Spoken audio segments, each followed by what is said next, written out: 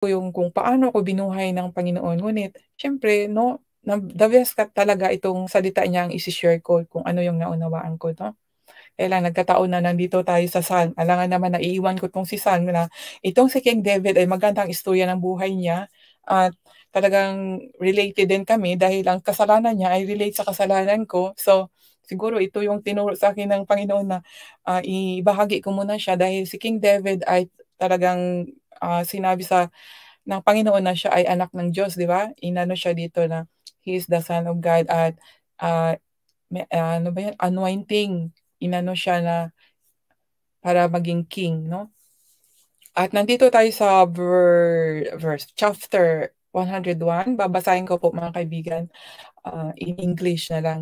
I will practice to speak English mga kaibigan ano, kasi who knows hindi natin alam na, maybe I have some, in the future, siyempre in the future we don't know na baka I have some friends will come here. Actually, marami akong friends sa Facebook pero I did not invite them to come here.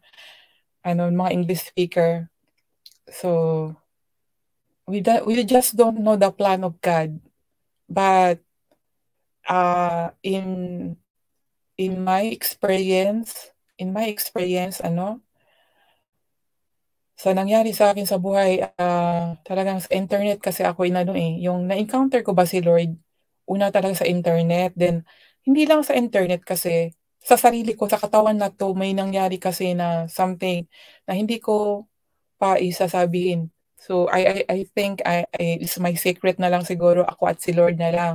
Kung naniniwala tayo sa Catholic na merong ano ba yun, yung mga amazing na nangyari sa tao, may something na gano'n din nangyari sa akin. So, but kaya nga, ano ba 'yun 'no, I don't stop, talking about God, not because I fear God o anong mangyayari sa akin, but, because of love. I really examine the love of God na pinakita niya sa akin ay sobrang sobra pang na ano, na mahal niya ako. So, kung mahal niya ako, mahal niya tayong lahat. At, God is calling us. At alam ko talaga, I know from the beginning na God want me to tell the truth. The truth because there is so many false prophet mga kaibigan. So, ako based on the Bible, kung ano yung, what I read in the Bible and then what I understand, yun po ang aking ipapahayag. So, malalaman niyo naman 'yan kung nagkamali po ako, please please correct me kasi, minsan nandito tayo sa live hindi ko alam na 'di ba nung parang naano na hyper na pala sa talk and talk, wala na sa ano ba. Minsan nga nasabi ko, "Ano ba yung nasalita ko lang sa isip ko?" Ewan ko, kung totoo ba, kung naano ba yun kasi nag-replay ako. Ang nasa isip ko ay sabi ko na hindi ko makakalimutan yung shinare sa akin. Thaddeus share something, word from Joshua chapter 1 verse 7 na lagay doon is, "Be strong and be courageous and, follow and obey." Yung obey yun ang nakalagay doon. And then parang Jan ata yung na-pronounce ko, sabi ko, "Hala, parang gano'n." So, kung nagkamali po ako, correct me on that spot para maano ko po din please. I need your correction po. Hindi po ako magagalit 'pag i-correct niyo po ako kasi hindi naman po ako ano ba 'yun, yung, hindi ako, genius dito sa Bible. Yung bang actual lang din, actual lang din pagbasa and then kung ano lang yung naunawaan shine-share ko. Mababaw lang po yung naunawaan ko. So, sorry talaga at I will read now. Sabi dito sa verse 1 ng Psalm of David, I will sing of mercy and judgment unto thee, O Lord will I sing.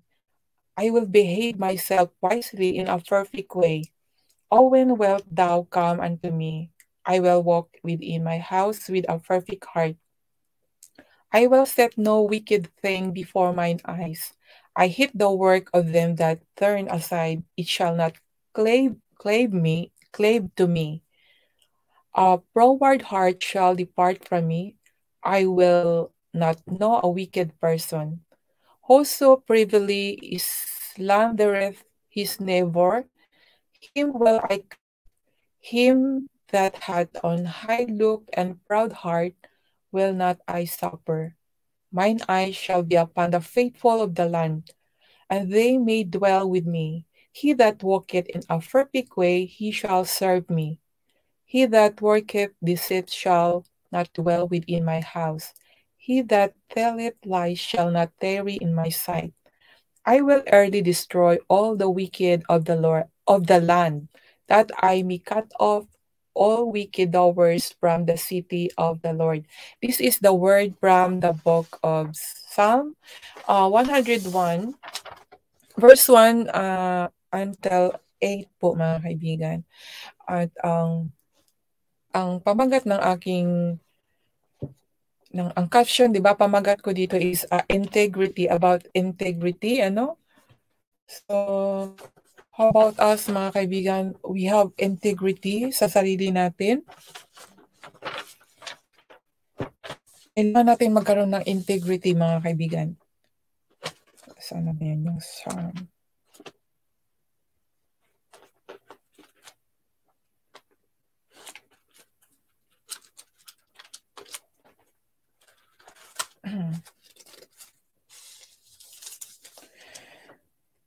David prays to live with integrity because he's siguro this time siguro sa the time na nag-pray siya sa Panginoon, siguro siya ay naging king na siguro siya dito, 'di ba? So kailangan niya ng integrity, meron siyang integrity sa sarili niya mga kaibigan.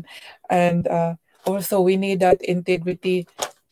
I will behave, sabi niya sa verse 2, I will behave myself wisely in a perfect way.